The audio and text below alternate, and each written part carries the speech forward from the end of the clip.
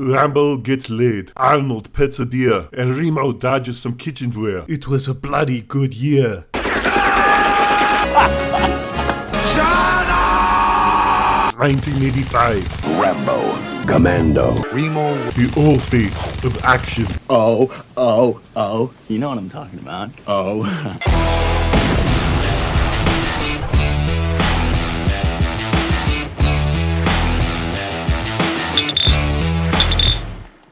Rambo, #2, filmed June to August 1984 on location in Mexico and in Thailand. I loved the movie. Ben, what do you think about when you're rewatching this movie? Right now, I just can't take my eyes off John Rambo. His name is John, and he is John Rambo.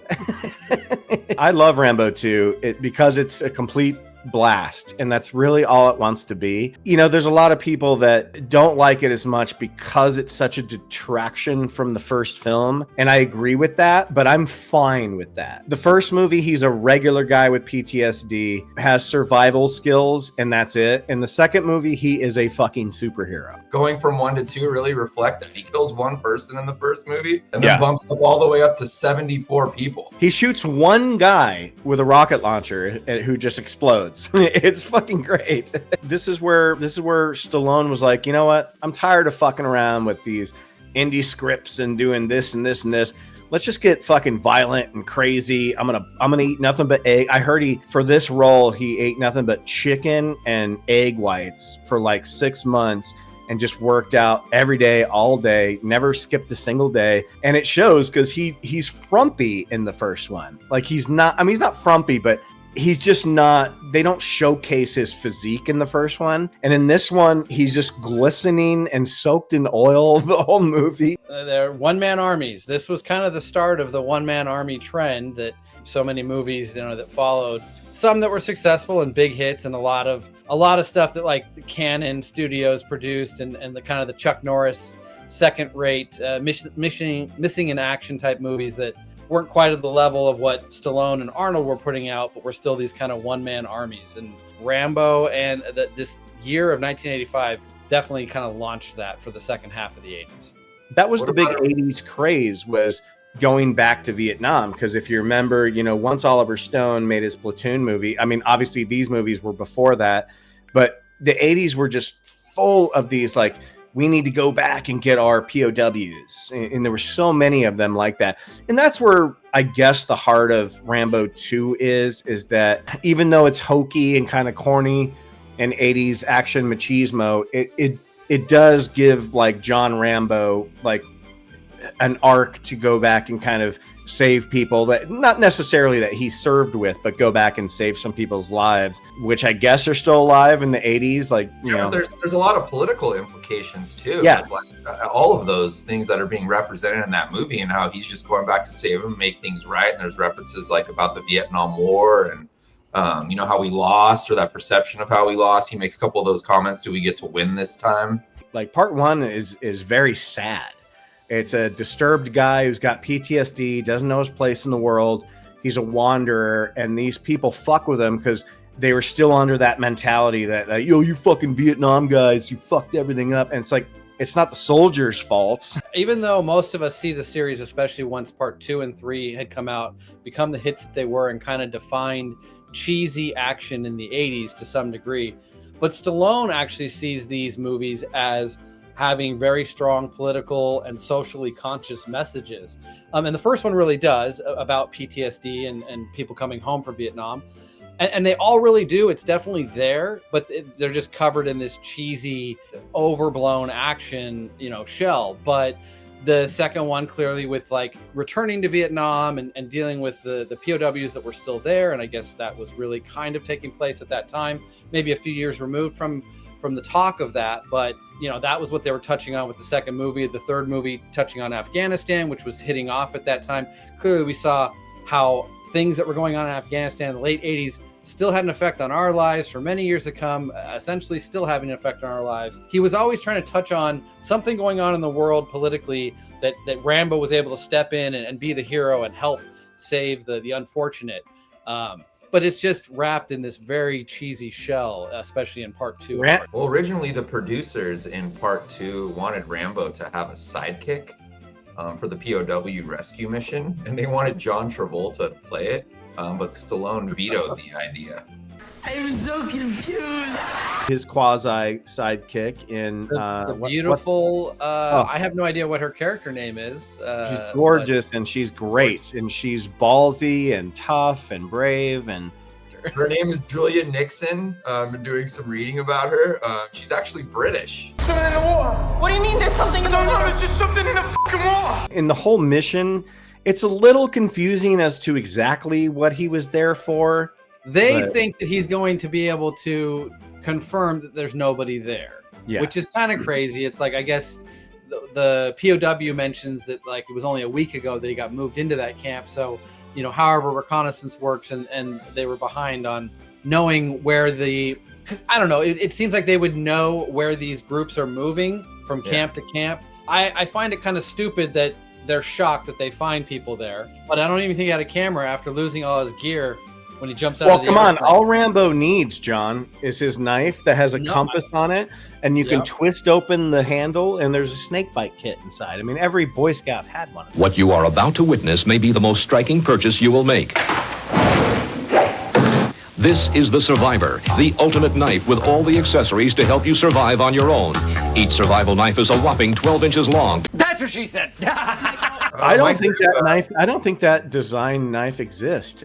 My grandpa had something similar to that. Really? I thought it was just known as a survival knife. Be a survivor. Buy the Survivor. So call toll-free now and order your choice of black or camouflage. Like when you get a little bit, I think it's way better in the first film where he kind of stalks one at a time, stalks the guys in the forest. One of the best scenes in any action movie is when he's in the mud. Remember that? And his eyes open and you're like, whoa, like, yeah, that scene's so I like cool. what you get in this movie. It's better in the first, but like, I like when you get some of the things that you want from a Rambo movie at this stage in part 2, that are callbacks to the first film. Rewatching it now, I'm reminded how like he is the opposite of what Arnold is in Commando and what so many of these kinds of characters are past this movie, where they're very quippy and the one-liners are so important. Like he doesn't necessarily have the one-liners. No, he doesn't have those now. And I know you could just say, oh, he's the quiet, stoic character, but it's more about like kind of who Rambo is from part 1. I do think that he draws over that character into part 2, even though this is a way different movie and he's in a way different position. You can still see that it's the same guy from part 1. You're right. You're 100% right. He is the same guy mentally. It's just, you know, they've had him crushing rocks in this fucking prison. So somehow he's just gotten way fucking bigger. I'm guessing they're feeding him really good in that prison. I honestly don't think there should have been a 3 or a 4 or a 5, because this is the one where he gets to have that redemption of like going back to where he was, you know, and helping these people out. And it's kind of satisfying by the end. He doesn't get to save everybody, you know, but the people he does save, it's like. Did you know that the film grossed 150 million in the US and Canada and 300 million? I know, that's crazy. That seems like that's like, I don't know, like 600 or 700 million today. Yeah, I mean, it's which just is massive success. Well, and it's ironic because I know we're covering the second film today, but the first film was actually 3 hours long, and the main character, Sylvester Stallone's character, John, was supposed to die. And when they did screenings of it, the audience got really upset, and there was like really nowhere to go with it, so they completely changed the entire script. I didn't hear that the original is based on a book, and in the book that the character dies, and that was something that was mentioned when trying to come up with a sequel. Was like, well, we don't have a sequel book to pull from. The character is supposed to be dead, so let's come up with whatever we want. And James Cameron got involved, you know, and so within other things that James Cameron has done, it's like, okay, I could kind of see this. Even like Aliens is a version of like going back and facing your fears or whatever, like going back to the torture or whatever that you had to deal with in your past and the trauma from your past. So I see the similarities there because he was actually writing Aliens and this simultaneously. The Hollywood legend is that he he had a deadline for each movie, and so he figured out the amount of hours he had to finish each movie to meet those deadlines, and then divided up. Okay, I have this many hours I can spend on this script a day, and this many hours I can spend on this script a day to meet these deadlines. And then had 2 different desks where he would go write one script and the other, and basically each day divvy up his time sitting at each desk writing the 2 movies at the same time. This one has a pretty cool score. I do like the score. This is the quintessential Rambo score that moved forward.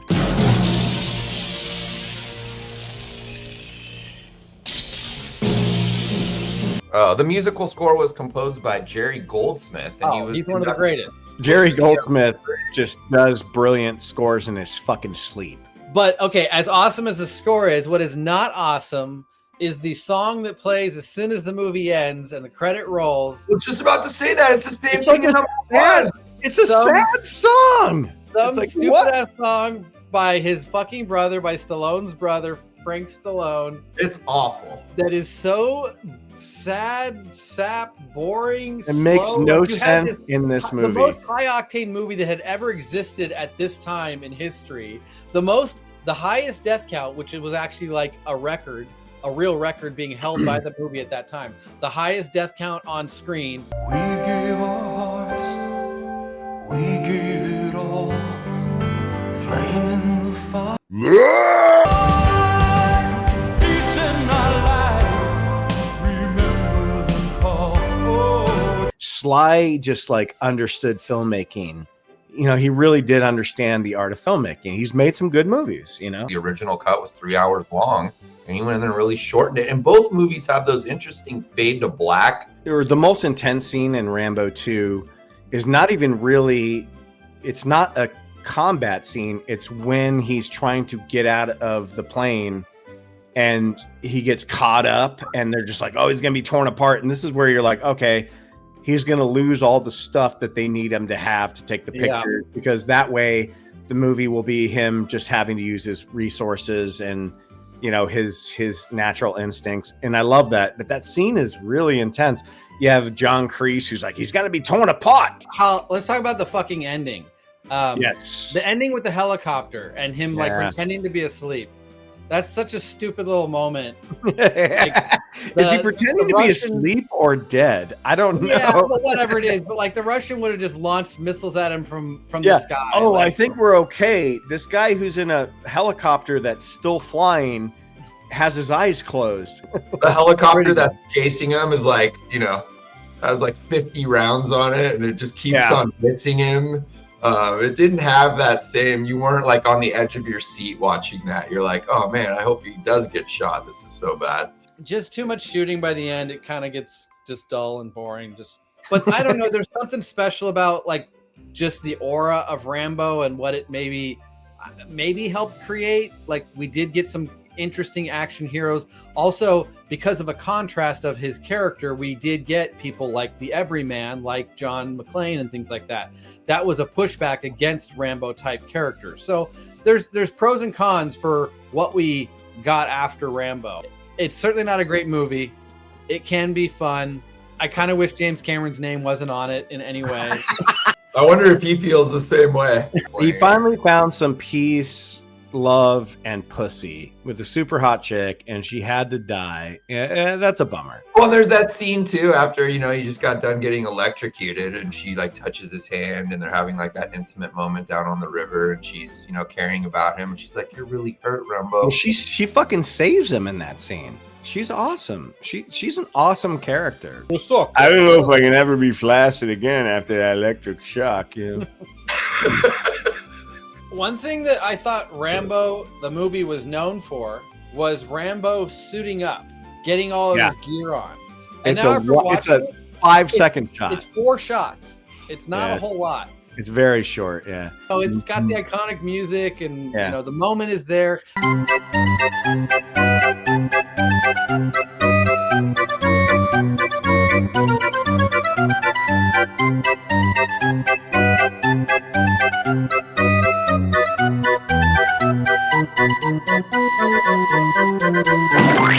It's no secret that Arnold Schwarzenegger is a big motherfucker. and that's a bit of an understatement, actually. Known for his impressive physique, he's a 4-time Mr. Universe winner before becoming a movie star and taking on the role of Colonel John Matrix. One of his defining movies, and you guys can come at me with that, 1985's Commando laid the groundwork for his big screen persona. It really did. What before this movie made Schwarzenegger who he was as an action star? This is the movie. I live my data. We pet a deer. We eat ice cream. We all have fun. Arnold Schwarzenegger was the Terminator. He was Conan. This movie made him that guy that he would go on to do more stuff. And I actually find this film almost perfect as far as an 80s action movie. I know, and Danny, you watched this with me. There are continuity errors up the ass in this movie. There's a car that gets crushed that in the next scene, it is no longer crushed. Schwarzenegger's not a bad actor. He's doing exactly what he's supposed to be doing in this movie. And he's never not satisfying. Like he never has this like over the top scene where you're like, oh God, that was ridiculous. He delivers the lines that he's supposed to deliver perfectly. So therefore, I absolutely love Commando, and I think it's one of my favorite Arnold Schwarzenegger films. There's 81 total kills in this movie. The final kills come in the final sequence, which was actually filmed on a beach owned by the Hearst Castle Estate in California. A lot of great filming locations in this movie. A lot of beautiful shots. And this movie came out October 4th of 1985, and it had a $10 million budget, which is pretty high for 1985. I guess, what would you equate that to nowadays? Like, let's say 60 million. It grossed 57 million worldwide. They'd never spend 60 on it. The funny thing is, though, they wouldn't spend that low dollar amount on this type of film anymore. No, they wouldn't. Probably be 100 million. Holy shit. That's fucking James Olsen. That's Alyssa Milano. That's Bill Duke. You even have like Danny Hedja. You know who that is, right, John? He's so fucking bad in this movie, though.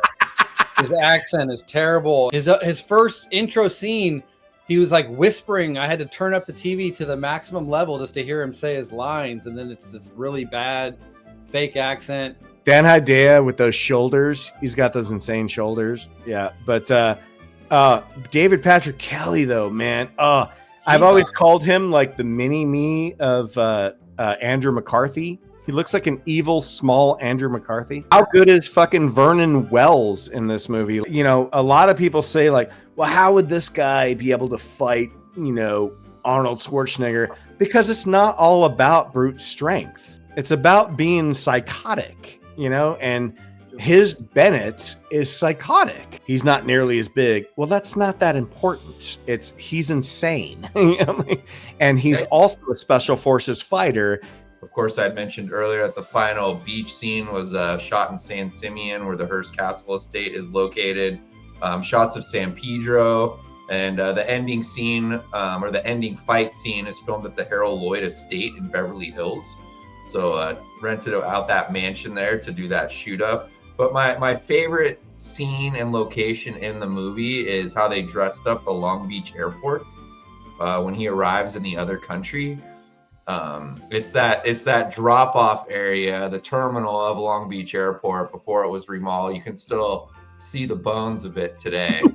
They made it look like a third world country.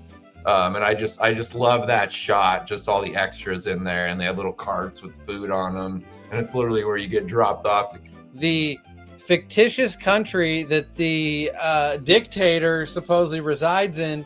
It's called Valverde. Valverde. This is the movie that started it all. This Steven D'Souza, who is the screenwriter, came up with a fictitious country, Valverde, and then continued to use it in other projects of his, including Predator, Die Hard 2, and many others that got connected to Valverde over the years. Some direct connections where Valverde is mentioned, but others became connected just because of all of these movies all have sequels, and have expanded their own universes, like Predator expands into the Alien universe. So it now has made this giant multiverse of films that are all connected. And it all started with Commando and Velvet. Yeah, it did. And Commando is like you said, Ben, it's kind of a perfect movie for this kind of mid-'80s action.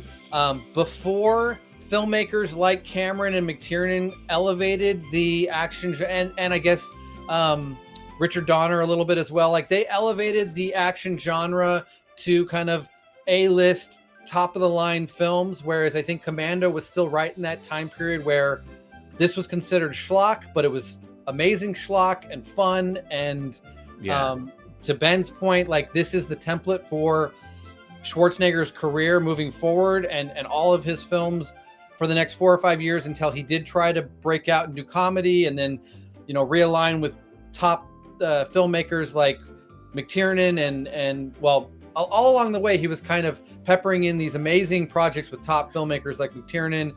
I just fell right back in love with this movie, where I was just like, man, this is the quintessential like 80s machismo, action, gun porn, everything about it. Like, the last 30 minutes, like, Danny was like, I gotta go home, I'm tired. I said, no, you gotta stay for the next 30 minutes. I know what's gonna happen. I mean, it's just murder, death, kill, man. It's just like, he's just fucking, and it's so great because, like, there's people jumping off of trampolines when he shoots rocket launchers and they're flipping over, you know, like, but then he goes into it has some of that A-Team action that, like, was very prominent in the 80s. You know, a lot of people don't give Mark Lester a lot of credit because Mark Lester kind of became a producer in the 90s, and he didn't direct a lot after sort of the early 90s. He actually directed Showdown in Little Tokyo with Dolph Lundgren and the late, great Brandon Lee, which I think is a very fun movie. I get it. It's cheesy, 1991, but Mark Lester actually did direct. He knew exactly what he was making, and I kind of appreciate that. He did some early stuff in his career, but there's so much energy and there's so much. This movie does a brilliant job of setting up that first 5 minutes of, like, okay, him and his daughter, like, yes, he was a special forces guy, but now he lives out in the boonies. The only thing he cares about is his daughter. And it's great. That's all you need. That's all you need. And then from there, it's just like, you know, he'll kill anybody. You never question why he will kill people, because it's his daughter. Duh. And it's very simple. But then when Ray Don Chong comes into it, you create this new dynamic where he originally is sort of like, I don't want you here. They never really have a romantic relationship. Not really. But no, I heard that they were supposed to have a romantic scene that was tied. Yeah. And on rewatching it, I realized, I guess the producer, that's what I was trying to think of. The producer on this, Joel Silver, you know, was coming off of 48 Hours. So I felt like this was maybe just an attempt to have an oddball coupling by putting Ray Don Chong as his sidekick, not in the way where it was like two comedians or whatever, or like you were going to get anywhere near the chemistry and the play off of each other that you get with Eddie Murphy and Nick Nolte.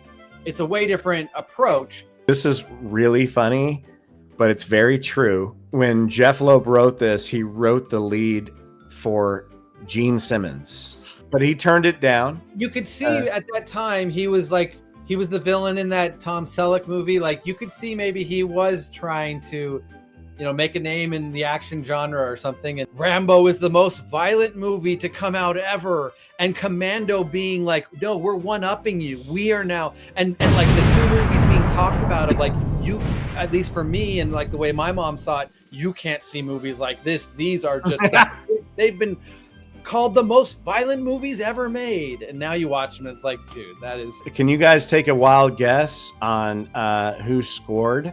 Oh, it's not a wild guess. It's one of my boys, man, James Horner. One of the best ever. God rest. One of my favorite composers of all fucking time. I agree. Yeah. And when people say he recycled shit, they all did. They all did. He definitely did in this movie. Yeah, well, he did. This score was basically the exact same score for 48 Hours.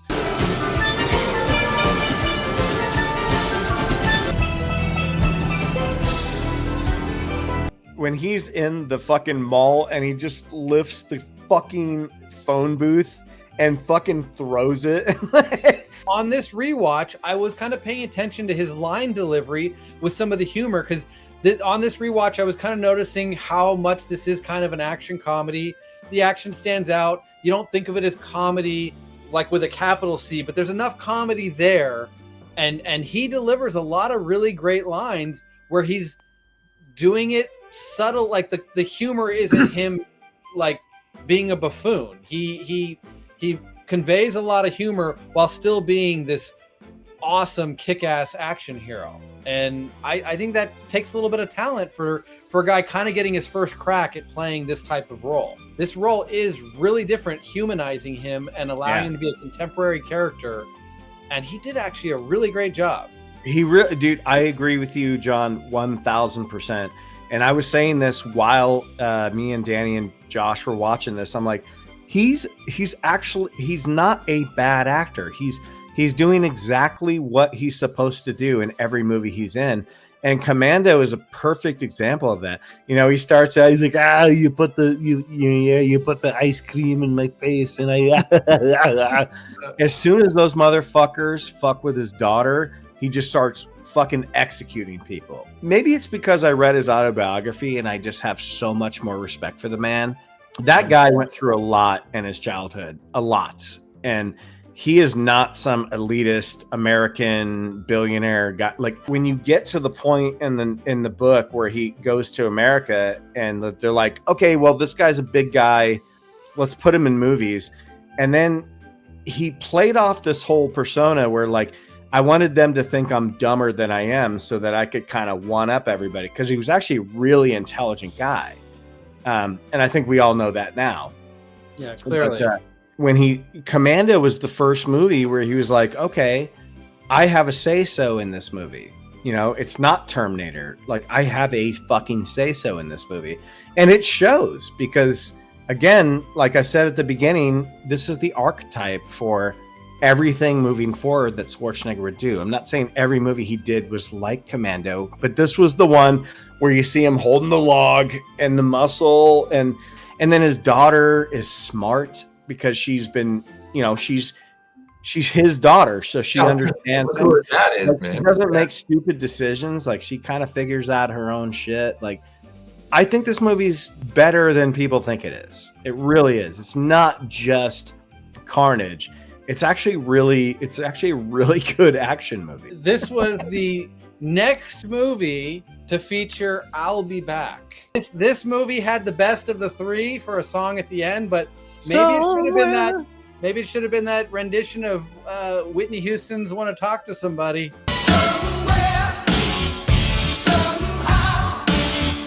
Yeah, they have those first couple scenes where they're knocking off dudes, and then it doesn't take much time. It's actually very unrealistic that the only reason the bad guys have any knowledge of where he is because the colonel finally shows up at his house. The colonel didn't really even know where he lived, but he tracked him down when he finally needed to find him. He tracks him down and he shows up. And within 30 seconds of him leaving, the bad guys are in position. Oh yeah, me and Danny have a lot to say about that. Doesn't really work. I'm okay, especially because of how fast this movie moves. I'm kind of we were both watching that scene, going like, wait a minute, like, so the helicopter flies away and the bad guys are just there, but where were the guys that were supposed to be like watching the perimeter? Did they not see these fucking guys? Yeah, and still, like, moving on from that, I love the pacing of this movie, that it moves at that quick pace. That whole scene where they take his daughter and, you know, he goes and gets his weapons and has to take out the one guy, drive his truck down the hill. Like, that's just a great action scene to kick this whole movie off. He has no brakes. It's such a great action scene that he's just driving straight down this cliff in like a Bronco, but he has no brakes. He would clearly have flipped over 17 times on the way down the hill. Yes. But whatever, you know, we forgive in 80s action. But the pacing doesn't stop there. Like, it just keeps going with like all the little segment of the movie that deals with Sully is just so great, so awesome. Then you get into the Bill Duke little segment. That's just really one scene, but it's a fucking awesome fight Fuck scene, you, like asshole.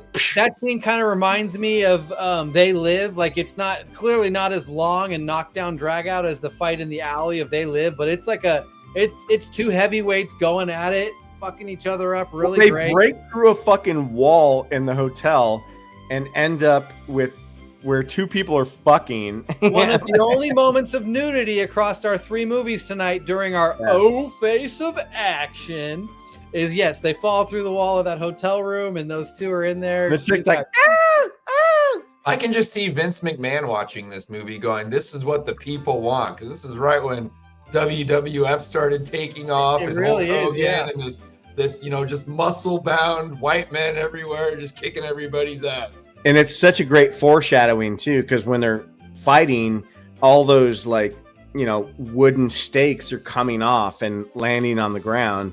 So when he punches them and he kind of flips up, it makes sense. Like, okay, he landed. That scene's so great. And he's like, cook, talk. The gun store. The gun store is the best scene in any action movie ever made. That is the most well-supplied gun store ever. It's got bazookas. It's got 4-quadrant rocket launchers.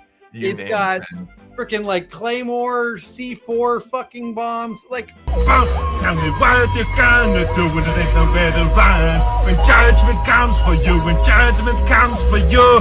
you gonna do when there ain't nowhere to hide? I don't know why he drives a forklift into it and sets off the alarm. instead of like picking a lock on the back door. Instead of picking a lock. Yeah. Ray Don Chong's got like a fucking shopping cart and they're just throwing shit into the shopping cart.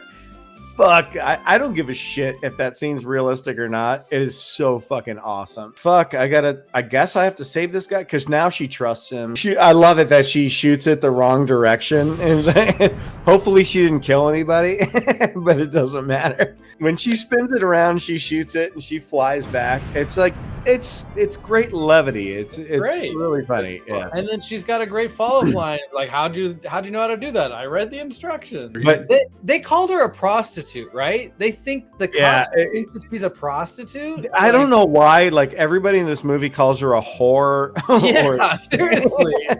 And she's supposed to be a stewardess technically, but she's a pilot. Yeah. She knows how to fucking fly the plane. Yeah, it's just I guess it's just 80s writing. Go get my heroin and my hypodermic needle, bitch. Give me some more watermelon while you're at it. You got people getting killed every couple minutes in this movie, which is just awesome. Fucking elbows the dude in the plane, and then he breaks his neck, and the guy goes. And I'm for a movie like this in the 80s, it would never have really worked out. But no, when you get towards the end, when he does get to, I guess, Valverde's, right? Like, or what is the island? Yeah. It's the only movie that actually takes place at the actual location. Yeah. And he is just lighting motherfuckers up left and right. Just like, I mean, I love it. When we were watching that, Danny, remember, I'm like, watch, there's a million gunshots, but he never gets hit by any of them. Well, dude, and he's half the time he's diving behind rose bushes. Yeah, like, rose no bushes. real protection. And it's only towards the end where like they light someone throws a grenade and he's like, ow, and he just has like this slight little like redness to his side. The whole movie is leading up to how insanely awesome is this guy. And it's not until that final 30 minutes where you're like, oh, okay, he could kill this entire army, and you believe it. It tried to have a sequel tease for a second of like, we'll do this again, or whatever the general says. No chance. And then he's like, no chance. But like, this was early in his career, and if he didn't have hits, if he wasn't continuing to hit it with Predator, Total Recall, teaming back up with James Cameron, I mean, even Last Action Hero in his mind was, I'm teaming up with one of my top directors. I'm gonna put out a big, amazing, summer tent pole. It didn't turn out to be the greatest movie, but like, he was still trying to make those big A-list films. So he wasn't looking back at like, oh, I'll just make a Commando sequel along the way. Like, I'm sure there was talks and they tried to get him to do it. I don't know what that would have looked like. I'm sure it would have been a pretty cool movie if we had gotten one. But clearly, like, they kind of teased it, and then he shuts it down. But that doesn't mean the door wasn't open if his career wasn't hitting on all cylinders with these other big movies. That's the thing, John. It's like you could have gotten a Commando 2, but like they'd never. I'm sure there was a script. I'm almost positive. Oh, for sure. But it's just like it was just like, you know, okay, fine. Like, what are we gonna do with this? And then he comes along a year later and he does like The Running Man, and then he has all these other scripts. He's like, I don't need to do sequels. Like, you know. Let off some steam, Bennett. Well, I'll say right now to you guys, Commando, I think it's an absolute gem. And if you're the type of movie that it wants to be, it's a 10. You know, I'm not saying it's like the greatest movie ever made, but for what it's trying to do, it doesn't get any better than Commando. It pulls it in off. my opinion.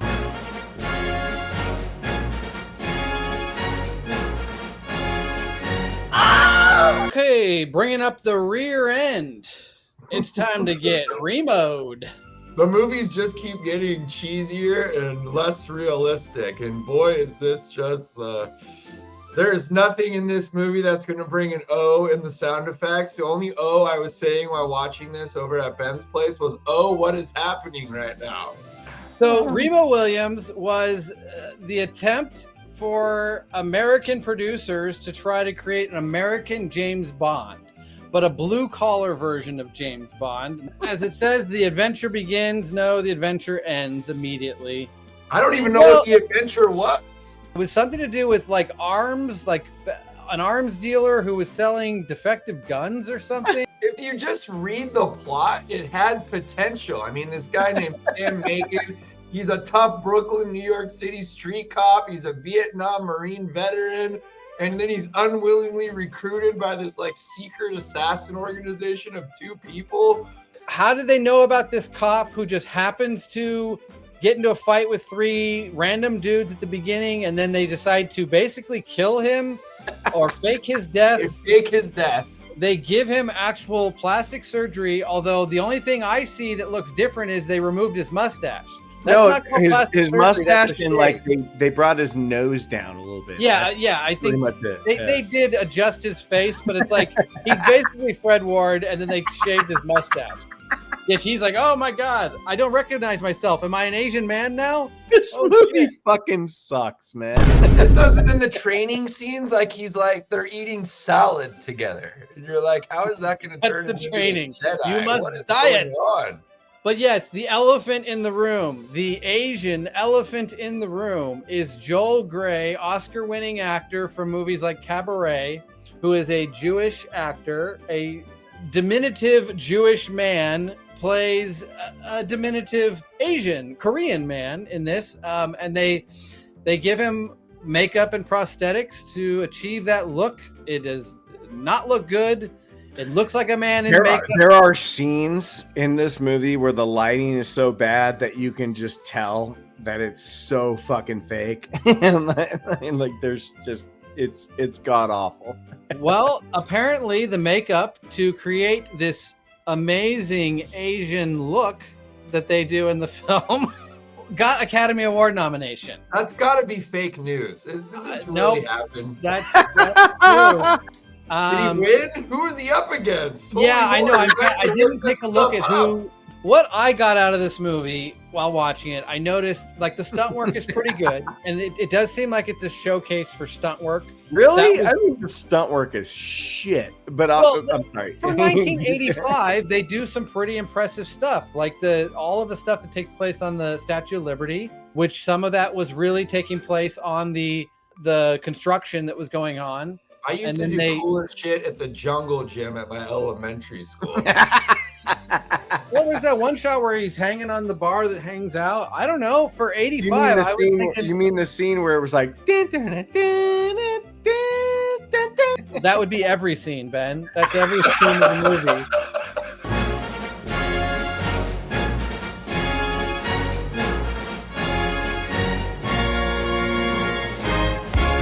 Pick a scene where they're not overplaying the theme, which, again, this is like they were trying to create a James Bond for America, it's based on a series of books that had like 100 stories. So they thought, man, we're at the beginning of a treasure trove. Once this is off and running, the adventure begins. It will never end. We have so many stories that we can tell.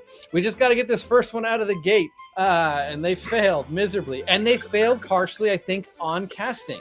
The other top choice at the time for casting was Ed Harris, who clearly had gone on to be a much bigger star. I don't know, with his balding look that he's always had, I don't know that he would have filled the role. I don't think he would have been any better, but this would have been so much greater if it was like a Emilio Estevez or like a Charlie Sheen, like somebody younger that could have. Yeah, I'm not sure why. I wonder if it's because Bond has always kind of been in his later years or shown that he's kind of in like his 40s, typically is where Bond is portrayed, that they felt they wanted to match that in some way. I don't know why he's so old.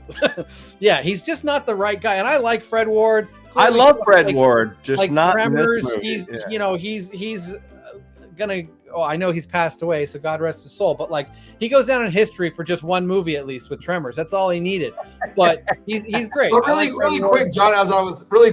As I was watching this movie, the whole time I was praying with Ben that a tremor was gonna come up and just eat him, and the movie would just be over. They should have just cast a Korean actor to play Chun or whatever they call him. See? Even though the books, I believe, feature the Chun character who teaches him this fake made-up karate. Josh, who loves to read, like after we watched this, he started buying those books. Oh, interesting. Has he returned those books yet, Ben, or is he enjoying it?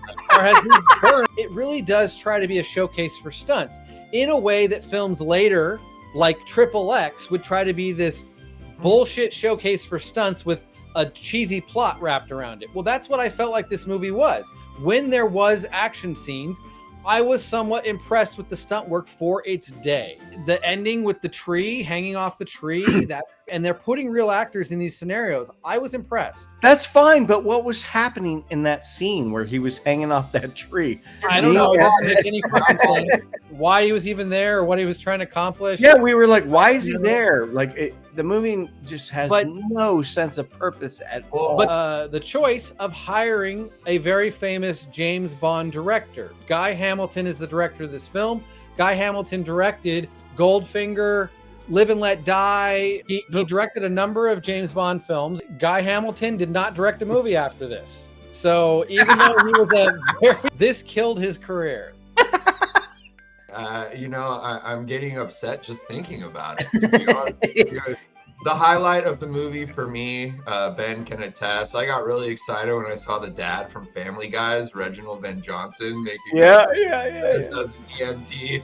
He has one line that really kind of brought it all together for me. And then after that, it was just back to him hovering on poles in like the big apartment with Tom Hanks. And like the balancing, I get it, but like the stunts just balancing the whole movie. He's just like this. and like some of the kills, he has 4 kills in the movies, and it's like basically he's like slapping people's pressure points, and you're like, yes, I forget what they called it. It's Sinju or it something. is. A number of actors came in auditioning saying, "Oh yeah, I know Sinju. I'm perfect for this part. I know how to do it." And the producers are like, "We made that shit up. What are you talking about?" You know, every time we do one of these, John, there's always a movie that is a rock star and one that's maybe a little bit not great. No, but I think this is the first time where there's a real piece of shit. I don't feel that way. I don't like this movie. I regret that I had to buy it to I think it is absolutely garbage. But I think that the scene with the dogs is very inventive. And I haven't seen dogs do that kind of trained performance in some other movies. Now, you are trying so hard. Yes, I am. I'm trying to point out positives. I'm not going to sit here and say that I like this movie and defending. I liked this movie as a kid. So did I. Yeah, or I thought I did. At least I thought I did. Yeah. I'm gonna say it. I thought there was some funny dialogue exchange between the two of them. Sure. He's kind of funny. The Asian master, whatever, Shun or that whatever. was the best part of the movie was when the two of them were exchanging dialogue in the house. Yes. But this is the film that has, instead of a villain from a Bond movie, the Russian, or I don't forget if in this movie he sounds Russian or not, but he's the same guy who's like the Russian, the leader of Russia. Or so, no, it's Gorbachev in Rocky IV, but whoever, like the leader of the Russian boxing commission or something, I think the promoter or something in Rocky IV. He's that's the thing. We were talking about that earlier. Anything he hits, he destroys. Yes. Whatever he hits, he destroys. I don't even think he's Russian, but he's made a career out of playing like a Russian asshole. Who was nominated for makeup? 1985 at the Academy Awards. Remo Williams, The Color Purple, and Mask. Oh, and Mask should have won. Can I ask a question? I wasn't willing to rewind and confirm what I saw. Did the bad guy with the diamond in his tooth pay 3 construction workers $30 to murder somebody? They're counting out the money. Well, no, dude, that is so fucking Perfect. funny Let's that go. you brought that up, John. Are these guys just construction workers that enjoy killing people? Remember that? Remember that? Yeah. Remember that day? We're like, and then they're like, it's Miller time. Down to Miller time, yours mine. So we're like, okay, they are actually just guys that want to kill people. They Well, want to and, pay the and bill. remember when we were watching too, I made a point. I was like, what a shithole New York is. I mean, it looked like Gotham City. Like, I was watching parts of it. I'm like, dude, where's... We had a theme, Oh Face of Action. Remo Williams fits that theme, but in a bloody good year sense. This film is PG-13, so it's like clearly the least bloody of the 3 films we're talking about. The other 2 were trying to break records for the highest body count in movie history. This one was not. It has a couple moments of blood. And funny enough, James, joins me sitting in bed while watching movies occasionally. And this was the one that I was like, okay, it's PG-13 from the 80s. Should be pretty safe. Let me put it on.